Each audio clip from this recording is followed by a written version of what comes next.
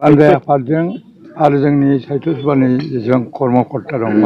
मावफुंगिरिफोर ज' जानानै आरो रायजोफोरखौ लानानै जोङो फैगौ 64थि जे जाहा बर' साहित्य सभानि जथुम्मा जागोन बे जानायखौ जों बोरैहाय मोजाङै खुंफुंनो हायो बेखौ लानानै जों जागायजेनबाय आरो गाहाय माने खुन्थियाखौबो जों गायसनबाय जोंनि बिटिआरनि चिफ मुस्रि प्रमद बर'नि आखाइजों बिथांमोनहा आरो बेनिफ्राय आसाम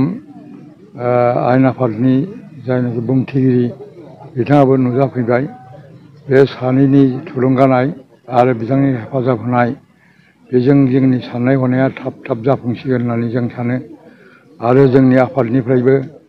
जों अरायबो थियारि दंखायो जेसेबांखिनि जोङो सिंसा हाबाफारिनि जे थियारि जानानै थानांगौ बेफोरखौ जोंनि आफादनि मानसिफ्रा मावगासिनो दं आरो जों आसा खालामदों बे बिराद मोजाङै जानानै थांगोन आरो रायजो राजाफोरनि जा थुलुंगानाय बा बिथांमोननि जा हेफाजाब बेखौबो जों गोसो मोदोमै नुनो मोनबाय बियो ओरैनो जोंनि सरासनस्रा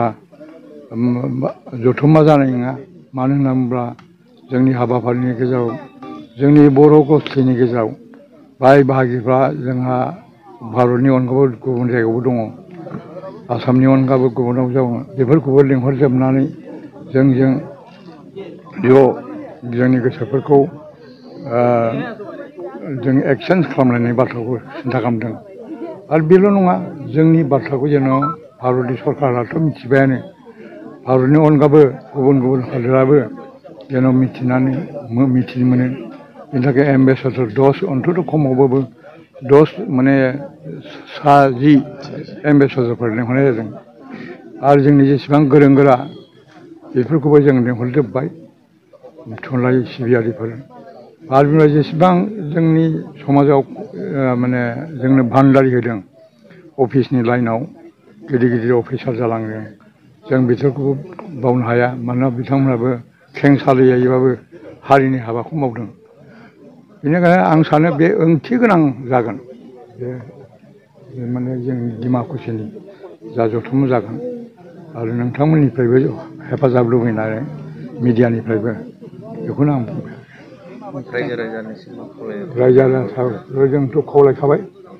हाबाफारिखौ जों खावलायो अरायबो आरो बे उदालगुरि डिमाकुसि बे जायगाया बर' थुनलाइ आफादनि जथुम्मा खुंनायाव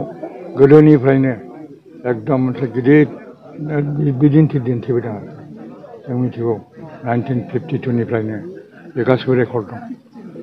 एकदम जारिमिनारि आरो बे जारिमिनारि माबाया दिनैबो जागोन होननानै जों आसा खालामो।